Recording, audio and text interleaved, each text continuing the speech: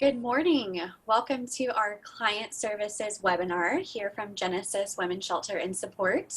My name is Victoria O'Connor. I'm one of the counselors here at our outreach office, and I'll introduce my co-leader here. I'm Belinda Cardwell. I'm also a counselor at the outreach office for Genesis Women's Shelter and Support. Great. So we are going to be talking about a domestic violence education topic today and also discussing coping skills. So before we get started, just have a couple of announcements. Just as a reminder, this presentation is for educational purposes. So please consider your own situation and potential safety concerns before putting into practice the things that we talk about today. Another few topics about safety, please be sure that you're watching this in a safe place where only safe people can hear it. This might also mean wearing headphones to also ensure that nobody can hear what you're watching. If somebody is monitoring your browser history, or if there's a chance that that might be happening, remember to clear your browser history after watching this video or the webinar. If you're watching this live on Zoom and need to leave the live Zoom webinar quickly, please remember that you will need to click end a couple of times and then close the Zoom page. Confidentiality is so important to us here at Genesis, and so we want to make sure that you're watching this safely and confidentially. So please do not use the chat feature on Zoom. If you do use this chat feature, your name and comment could be seen by anybody watching the live video and potentially the video recording that would be on YouTube later. If you're watching this on YouTube, please know that any comments that you leave will be seen by anybody watching the video.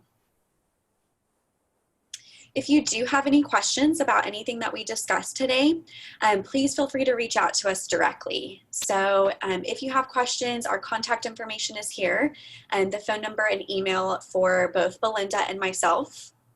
We don't monitor any questions or comments left on the YouTube page, and so again, please contact us directly if you do have any questions about your situation. This video is not to be a replacement for crisis support. So still, if you are in a crisis situation, please call our emergency hotline number. This is the phone number that you could call if you were needing emergency shelter, or if you were needing to talk about safety planning, or if you were in an emotional crisis.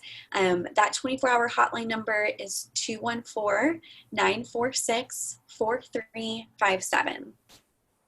If you would like to talk about counseling or sign up for counseling at our outreach office, or if you just need to talk about your situation with the counselor or have any questions about what we talk about today, you can also contact our outreach office at 214-389-7700.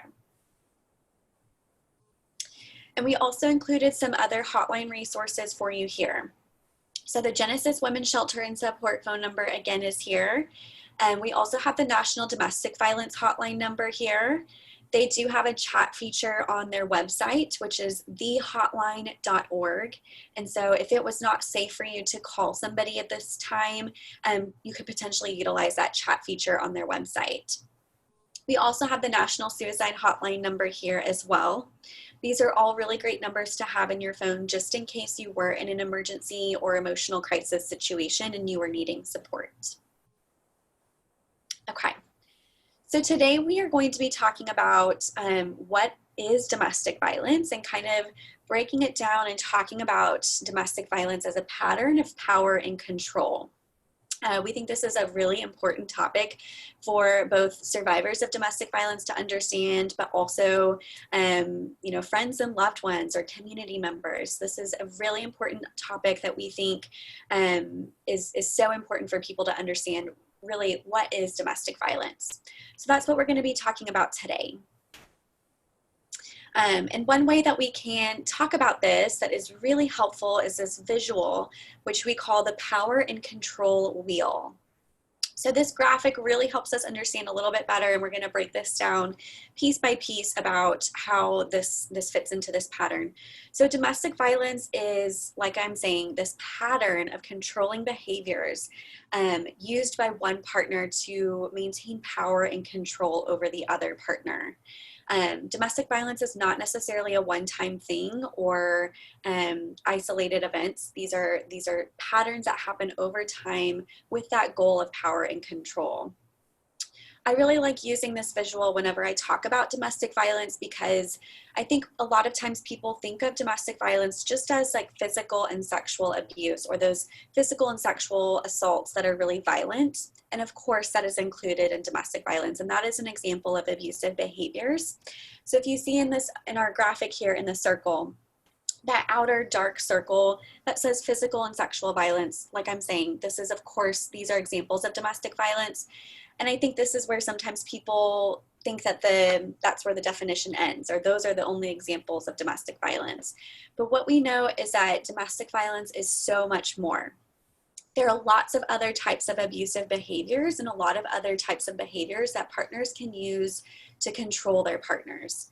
So physical, of course, but also emotional behaviors, psychological, financial abuse, that is a thing, spiritual abuse, using the children. We're going to talk about each of these examples of ways that abusive partners use power and control to have power over their partner. So let's go ahead and start breaking this down piece by piece. So this first type of abuse is cultural abuse. So this is a partner using cultural norms or, ways that maybe their family or their friend group has, kind of cultural expectations or norms as a way to control their partner. This could be potentially, using cultural norms to justify abusive behaviors. It could be he has these ideas about what a man is supposed to be in the relationship and what a woman is supposed to be in the relationship. And if she strays from that or goes outside of those roles, then that's not okay. This could be preventing the partner from, remarrying or kind of tarnishing her reputation for after the relationship too. We also see that this also happens with family abuse and, even his family, the in-laws potentially are involved in these dynamics too. I've had clients who have said that it really hurts them when they see that his family members, his parents or his siblings aren't saying anything or sticking up for her and not saying that this is wrong or that he shouldn't be doing this. So definitely that in-law abuse or family dynamics, family abuse can also be involved in cultural abuse. One thing I just want to mention is that when we're going through this presentation, I will be saying mostly he as the abusive partner and she as the victim of domestic violence.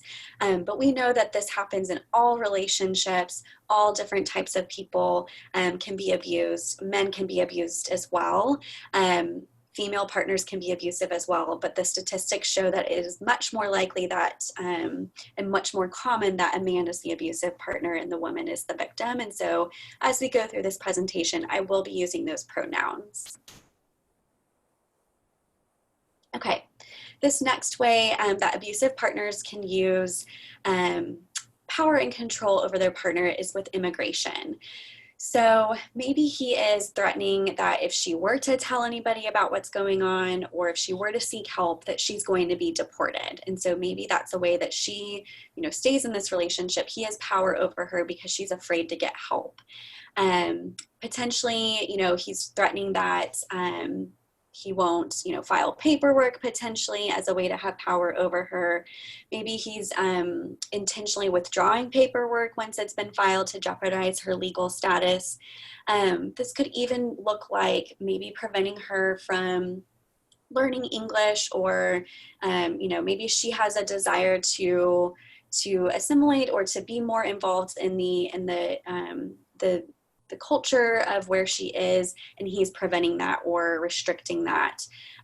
This could also look like isolating her too from people maybe that speak her language or that are from where she is, and so she becomes even more isolated because of her immigration status. We see that this happens a lot and is of course very scary and a huge barrier to some women who maybe want to leave the abusive relationship. Okay, this next area is coercion and threats. So coercion, basically that means getting somebody to do something, or somebody says yes to something even though they don't really want to, as a way to stay safe or as a way to prevent something worse from happening. So coercion can carry out in a lot of different ways. Maybe this is the abusive partner, threatening that he's going to do something or threatening to hurt her. And so of course she's going to be afraid and she's going to do whatever he wants as a way to keep herself safe. Maybe he's threatening to hurt himself or threatening to commit suicide. And so of course she's going to be really concerned for her partner and she's going to do something to prevent that from happening. But again, that's a way that he's having that control over her. Maybe he coerces her or gets her to drop charges, or drop a protective order filing. Maybe he gets her to do illegal things, maybe even drug use or substance abuse as well, as a way to have power over her. And then he can use that later on too as a way to prevent her from getting help or a way to keep having that control over her. In same-sex relationships, sometimes this could be threatening to out the partner or to disclose sexual orientation when that other partner is not ready to do so, or in situations that the other partner does not want that to be disclosed. And so all of these tactics can be involved in abuse as well, these threats and coercion. Okay, intimidation. So intimidating the partner, this can look a lot of different ways. Making her afraid even just by looking at her, or a gesture that she knows if she gets that gesture, or if she gets that look, she's going to feel really afraid and feel like, okay, I've done something wrong or I'm in trouble. And then she's going to change her behavior. So that's another way that partners can have control, just through an intimidating look or gesture. Maybe the abusive partner throws things or destroys things, smashes things, even if it's not hurting her physical body, or even if it's not, being thrown at her physical body. This is still a form of abuse, because in that moment, she's going to feel really scared and intimidated, and she's going to change her behavior to do something to prevent the situation from escalating. And again, that is a way that that partner has control over her. This could also look like potentially abusing pets or threatening to harm animals or pets, and also displaying weapons, right? If the abusive partner has a gun and always has that on their person, or has that laying around right in front of her while there's an argument happening, she's going to be really aware that that weapon is there and going to feel very afraid in that moment. So again, these are ways that abusive partners can use intimidation and use these tactics, maybe without ever hurting her body or harming her physically. These are still ways that he can control her. Emotional abuse. Emotional abuse is such a huge category here. A lot of our clients here at Genesis struggle with the effects of emotional abuse, and sometimes women say that even those effects might hurt more than the effects of the physical abuse do. So definitely this is a really big piece of domestic violence and control. Emotional abuse can include put downs, making her feel bad about herself, name calling. The more that this is happening, the more maybe she starts to believe those things about herself too. And so then maybe her self-esteem is affected and she's feeling very down about herself as well. This could also be including playing mind games, or making her feel like she's going crazy. We'll talk about this in a little bit, but this could look like gaslighting as well, where she feels like she's just so confused about the reality or the situation that's happening, because he's messing with her mind and playing these mind games. Humiliation, maybe embarrassing her in front of friends or family members, humiliating her in front of other people, as a way to control her and abuse her. Making her feel guilty. So, maybe this could be as her role as a mother, or her role as a wife or a partner, making her feel guilty about things so that she's going to do what he wants to, or that she's going to do what the abusive partner wants in order to prevent those effects of that emotional abuse. So emotional abuse is a lot of different things, and is certainly a really big part of abuse. Okay, isolation. Again, this is a really huge part of domestic violence as well. We know that women who are experiencing abuse feel very isolated from supportive people. This could even start off more subtle at the beginning of the relationship. So maybe in the beginning, the abusive partner is saying things like, well, I just love you so much. I just want to spend all my free time with you.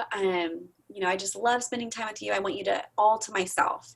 And so maybe, you know, she spends more time with her partner than friends or supportive people or family members. Maybe over time, then she ends up spending all of her time with him or the abusive partner. And then she's just naturally isolated from those supportive people. This could also be a little bit more overt or more kind of extreme, where maybe the abusive partner is picking up the family, moving them to a brand new place where she doesn't know anybody and she's physically isolated, socially isolated. She doesn't know anybody around and doesn't have that connection with supportive people. This can also look like the abusive partner controlling where she goes, controlling her movement, controlling her outside involvement. This could be controlling social connections. So maybe saying things like, well, I just don't like this friend, or I don't like, you know, this person isn't good for you. I don't like the way that you feel after you're with this person. So maybe you shouldn't spend time or talk to this person anymore. So then she naturally, you know, doesn't spend as much time with that person, doesn't talk to them, and she again becomes isolated because of that control. That abusive partner is controlling who she talks to or who she sees. This could even be controlling, you know, her media intake, for example, controlling what she sees or reads, or you know, the information that she has coming in. It could even be controlling her that way, so she's isolated from information even. And then finally, using jealousy to justify actions. The abusive partner might say, you know, and justify these comments and these things by saying, well, I just love you so much. I care about you so much. I want you to be happy. These people are not good for you. You're good with me. You need to not be spending time with these people. These people are no good for you. You shouldn't talk to these people. And so maybe it's to saying, well, I just love you so much. I want you all to myself, and using that jealousy to justify isolating her. If she's more isolated, she's going to be more vulnerable to his tactics of power and control, and she's going to be less likely to reach out for support and help. And so this is why this isolation is so common and so prevalent in abusive relationships, as a way to control her and limit her support. Okay. This next category is minimizing, denying, and blaming. So abusive partners tend to minimize the abuse. They might outright deny the abuse that occurred too. Oftentimes this happens after the cycle of violence. We talk about here at Genesis, there's this cycle where it's tension, right? She's feeling like she's walking on eggshells. She's really aware that something might explode soon. And then it goes into that explosive, violent episode. Then it goes into a honeymoon phase. Part of the honeymoon phase is a period of calmness, and things might feel really good for a while here. But also in this honeymoon phase, there could be a lot of these behaviors going on as well, where maybe he's making light of the abuse and telling her that if she does express concerns about it, or maybe she does say, you know, I don't like that this thing happened, maybe he then minimizes her concerns and tells her, well, you're just overreacting, or I was only joking when I said that. You just can't take a joke. You're just making this a big deal when it's not a big deal. And so that minimizing and also denying, maybe he's saying this didn't happen, or he's saying you made me do that, or you caused that to happen. If you hadn't have, you know, left the dishes in the sink, then I wouldn't have had to yell at you, or whatever it might sound like. You know, then she's going to start feeling very confused, and maybe even start really questioning it and saying, well, you know, did I cause this thing, or was this really my fault? Am I overreacting?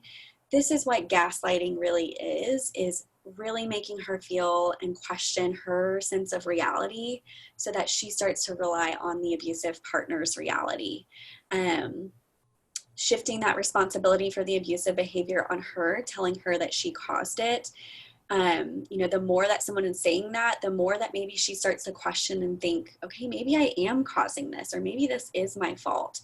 And again, this is a way that he or the abusive partner is having power and control over her. Okay, so another area that abusive partners can have power and control over their partner is through the children, or even through reproductive coercion or reproduction. So it's very common to see when there are children involved that he's making her feel guilty about the kids. Maybe he's telling her that she's a bad mom.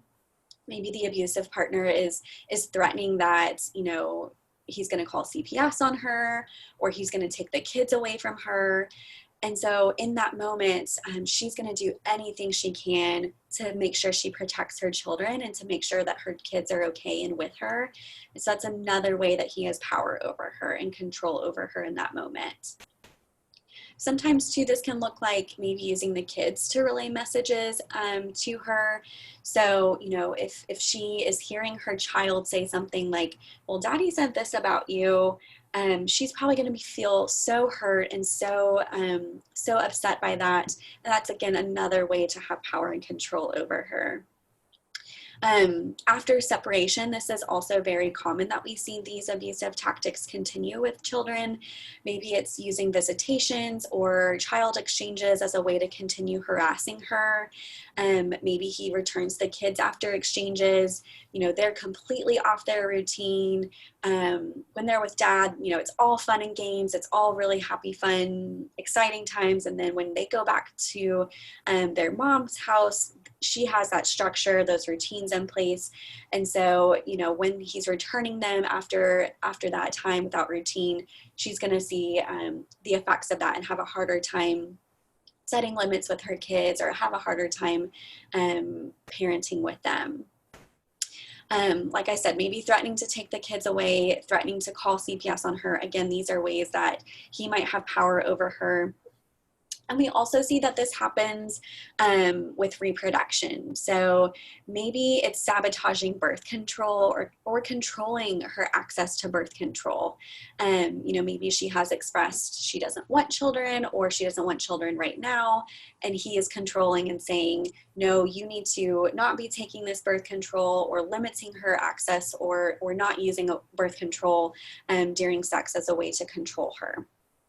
This could also be even forcing pregnancies, or, you know, attempts to get her pregnant as another way to limit her ability to work, for example, to limit her freedoms. Maybe it's another way to control that she has to be at home with the kids. Definitely we see this reproductive coercion and these dynamics playing out when couples are having children. Okay, so the next area is dominance or using male privilege. So abusive partners, specifically male abusive partners, might use that privilege as a man as a way to control her. Maybe he has these ideas about this is what a man's role is, this is what the woman's role is. This kind of goes along with those cultural abuse dynamics too. If he has this idea of what she's supposed to be in a relationship, he expects her to stick to those really rigid ideas. And if she goes outside of that box, that's not okay with him. Maybe this is this idea that he's treating his partner like a servant. Maybe he expects that he gets to make all the big decisions. He's the one with the power over finances, for example. He's the one that acts as if he's the master of the castle, so to speak. And so he has this sense of dominance as a male in this relationship, and using that male privilege as a way to define who she is in that relationship. Okay, economic abuse. We also call this financial abuse. This is very, very common in abusive relationships. Almost 100% of victims of domestic violence report experiencing some form of financial or economic abuse. And this can look so many different ways. So maybe the abusive partner prevents their partner from getting a job, or maybe it's preventing her from keeping a job. Maybe he is showing up to work so much that it's causing problems and she's not able to keep a job. Or maybe he's making her late to work. Maybe he's the one who's controlling. He decides he's going to drive her to work every day, but then she's not able to make it on time because of him, and she ends up losing that job. This could also be with money. Maybe, paychecks coming in, he takes the whole paycheck and she doesn't see any of that money that she earns. Maybe it's making her ask for money or asking for an allowance. Maybe she doesn't have any access to shared bank accounts, for example. Maybe he's taking that money that she's bringing in and not letting her have any say to how things are used. I think this could also, again, kind of start out sounding nice or maybe not so unhealthy. Maybe he's saying things like, well, you have so much on your plate, let me take care of the finances. I don't want you to have to worry about these things. I'll take care of this. I'll handle this. But then it becomes a way where he ends up having all of the control and access to bank accounts or account information or credit cards or whatever it might be. And then she ends up having none of that access or none of that information, to where she is so limited and dependent on him for financial stability. This could also be blaming her for any financial gaps. If there are financial problems or they're struggling one month, maybe he's blaming it all on her, and she's feeling like she has to make up for that or do something else as a way to prevent that financial struggle from happening. So definitely economic abuse is very common, and it can look a lot of different ways. Okay, and then finally, spiritual abuse. This also, falls into emotional abuse or some of these other categories. Spiritual abuse, again, also looks a lot of different ways. This could be potentially preventing the partner from practicing the religious or spiritual practices that she wants to practice. Maybe it's forcing his own religion or spiritual beliefs onto her. Potentially using the partner's religious or spiritual beliefs as a way to manipulate her and control her. So maybe, saying things like, well, this is what a Christian woman would do, or this is what a woman of this faith would do. And so then she feels like she has to do that thing. This could also be manipulating religious texts or certain religious practices as a way to demand obedience or to rationalize his abusive behaviors, and also to coerce her again into potentially sexual coercion or any sort of behaviors. He can potentially use religion as a way to coerce her into those things. Also, this could be forcing children to be raised in a certain faith or church or something like that, that the partner does not agree to. So all of these dynamics are included in spiritual abuse. This can get really tricky because maybe she has reached out to her spiritual community for help, or maybe she has reached out to people at church for help. But if there's not a lot of understanding about domestic violence, definitely this can get tricky where she feels maybe like she has nowhere to go to. Maybe they tell her she needs to pray harder, or this is something that she agreed to when she married this person. And so, definitely when these spiritual abusive tactics are happening, that can feel really confusing and really emotionally impactful. So again, I just want to kind of have us look at this power and control wheel again as a way to understand domestic violence. Domestic violence and abuse is so much more than physical and sexual assaults or physical and sexual violence. Even though that's maybe what we see on the outside or what we think about when we think of domestic violence, there are so many other things going on underneath that surface. Cultural abuse, using the kids, economic abuse, isolating her, gaslighting or minimizing the abuse, coercing her, threatening her. All of these dynamics are happening with that goal of power and control. So you can see here in the center of all of these abusive behaviors is that goal. That partner is trying to have power and control over the other partner. So all of these dynamics and all of these behaviors are happening as a way to establish that pattern where he has power over her. This can also escalate over time. I do just really want to highlight that sometimes we see in the beginning of abusive relationships that it does start off as more verbal abuse or more emotional abuse. And so you might see some of these things inside the circle before we ever see anything physically or sexually abusive. And so this is another thing to consider if this is going on in a relationship for you or for somebody that you know, some of these dynamics could also be an indicator of future violence escalating. And so definitely we want you to reach out to a place like Genesis so that we can help you safety plan and we can help you know what's going to be best for your situation and to be the most safe that you can be, because we know that these things escalate over time into something very serious and very dangerous. Belinda, is there anything that you want to add about power and control? I think you said it all very well, and I know it was a lot of information, so I appreciate y'all hanging in there with us. And the next portion is going to be something that we hope you'll find a little bit relaxing and a little bit of relief from all this information. Whether you've seen yourself in most of the categories or just a few categories, whatever level of abuse you're experiencing, you're going to have some heightened emotions, or even the other extreme where your emotions have kind of been depressed or decreased. So we like to always talk a little bit about coping skills. If I can go ahead and go to that section. So coping skills are a lot of different categories and a lot of different ways to cope. And so we always try to add one to each webinar so you get an idea of the variety of coping skills. But today, since the information has been pretty content heavy and also maybe a little bit hard to hear, if it's kind of, if you've seen yourself in some of those abusive categories, we're going to do a progressive muscle relaxation.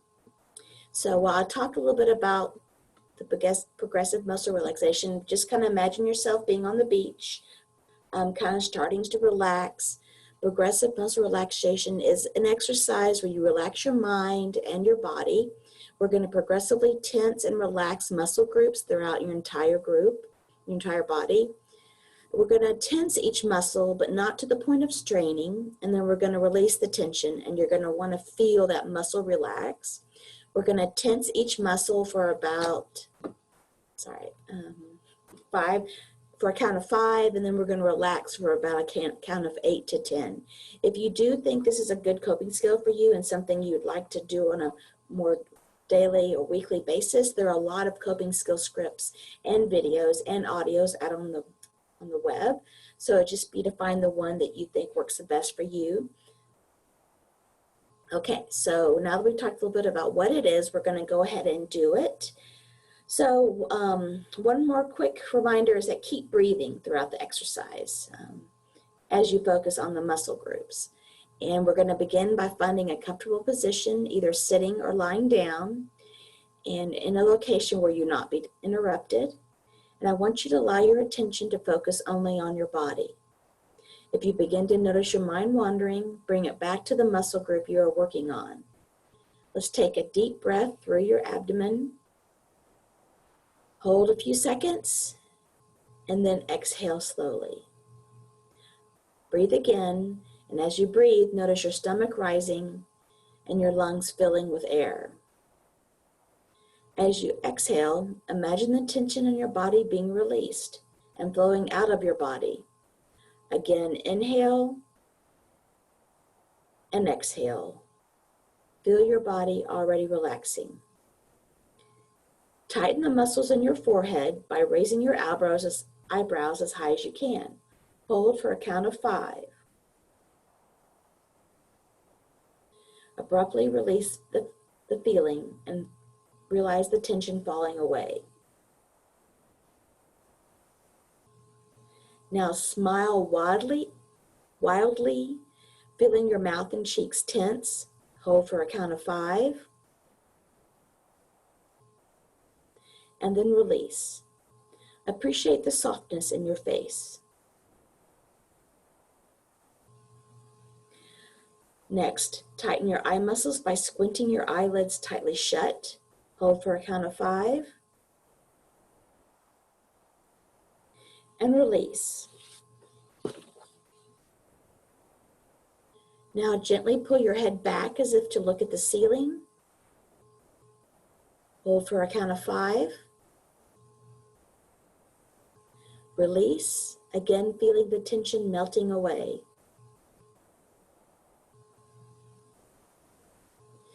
Now feel the weight of your relaxed head and neck. Breathe in and out. Breathe in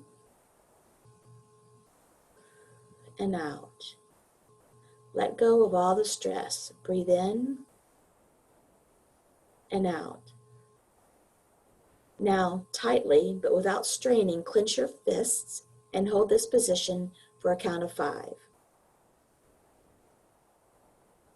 Release and feel the muscles relax. Now flex your biceps. Feel that buildup of tension. You may even visualize that muscle tightening. Hold for a count of 5. Release, enjoying that feeling of limpness. Breathe in and out. Now tighten your triceps by extending your arms out and locking your elbows. Hold for a count of 5. Release and feel the relaxation of the muscle. Now lift your shoulders up as if they could touch your ears. Hold for a count of 5. Release, feel their heaviness and feel the relaxation.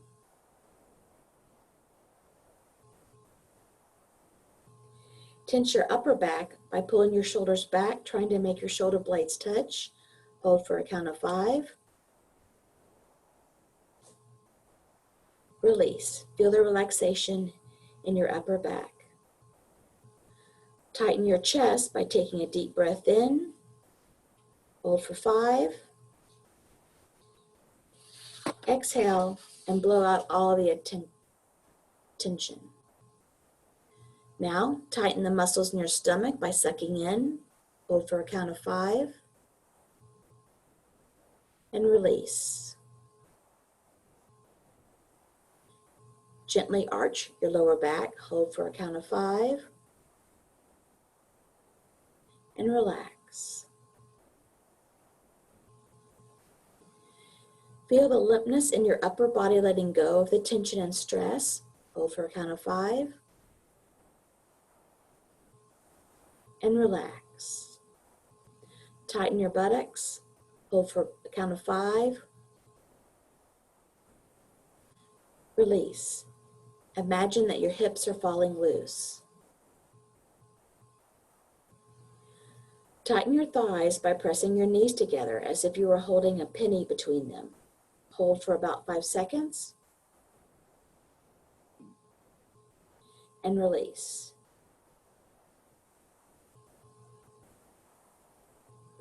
Now flex your feet, pulling your toes towards you and feeling the tension in your calves. Hold for a count of 5. And relax. Feel the weight of your legs sinking down.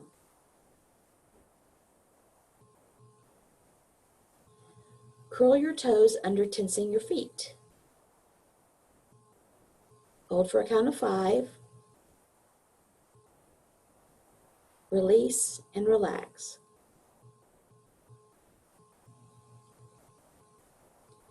Now imagine a wave of relaxation slowly spreading through your body, beginning at your head and going all the way down to your feet. Feel the weight of your relaxed body. Breathe in and out. In and out. In and out. Slowly come back to the room and kind of take a minute and see if you have a change in how you're feeling. Any physical sensations have decreased, any emotional intensity has decreased. And if you needed to, you might do this sequence all over again if you felt like you needed to add some more of the relaxation to your sensations, or you may be done and ready to start your day or next activity. So again, coping skills are really important for those who have been through domestic violence and who are survivors of domestic violence. It's part of a set of coping skills for you to use. And we hope that you've enjoyed this content of this presentation, and we hope you enjoyed the progressive muscle relaxation. Yes, please feel free to reach out to us if you have any questions about our counseling services at Genesis and what we are doing right now.